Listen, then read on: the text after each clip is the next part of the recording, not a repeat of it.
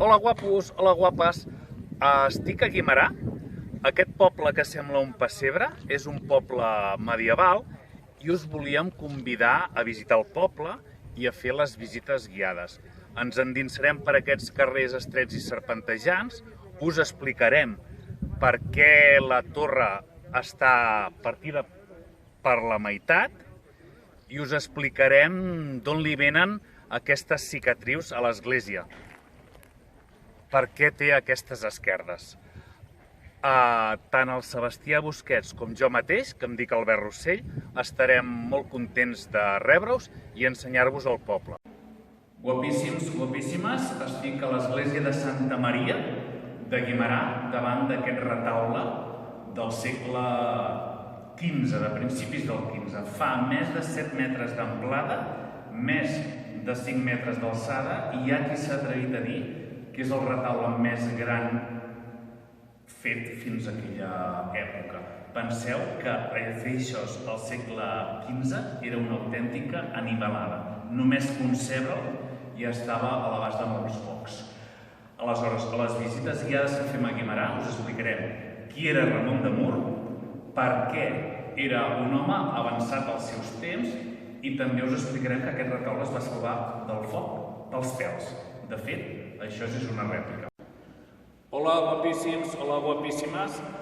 Soc a l'església de Santa Maria de Guimerà, just davant del retaule de l'altar major.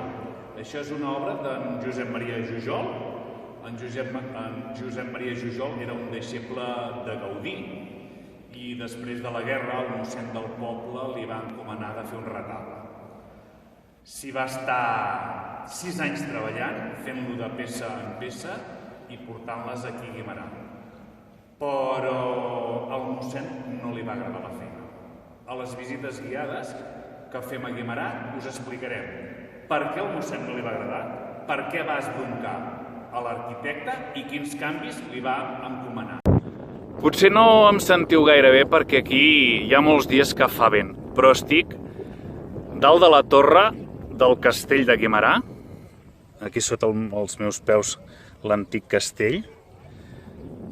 Des d'aquí dalt d'aquesta estructura de 20 metres es pot veure bona part de la vall del Corb, tot aquest paisatge verd i totes aquestes vinyes i aquests camps de cereals. I aquí el paisatge canvia a cada estació i en diria més, cada dia canvia en funció de la llum i tot, però a mi el que més m'agrada és el mosaic que fan les teulades de les cases,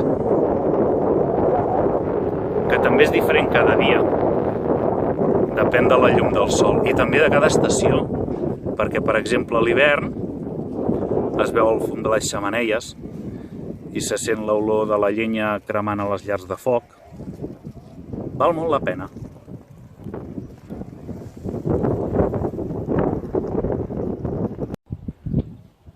Hola guapos, hola guapes, continuo aquí dalt de la torre del castell de Guimerà.